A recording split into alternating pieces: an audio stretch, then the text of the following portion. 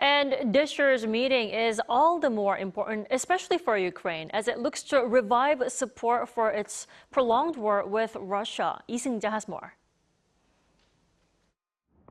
With Russia's deadly airstrike on a children's hospital in Kyiv on Monday still fresh in their minds, U.S. President Joe Biden welcomed members of the largest military alliance in the world to the U.S. Capitol.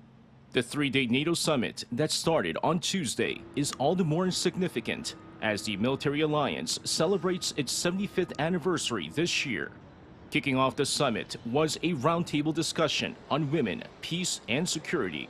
Later in the afternoon, NATO Secretary-General Jens Stoltenberg made a speech along with President Biden, who looked back on NATO's history and the current role of the military alliance.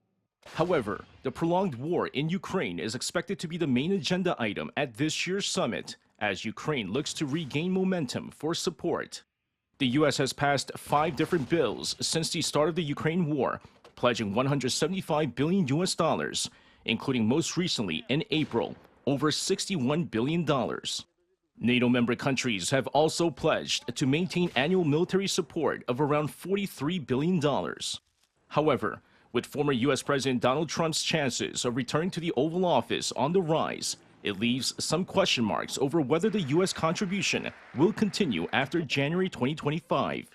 At the same time, the summit itself may be the final test for President Biden's capability as not just a U.S. leader, but also a world leader who has been at the forefront of several global conflicts during his 4 years, as the November presidential election is mere months away. Meanwhile, President Yoon Suk-yeol is expected to hold 10 bilateral summits on the sidelines of the NATO summit, including a 4-way meeting with 3 other Indo-Pacific nations.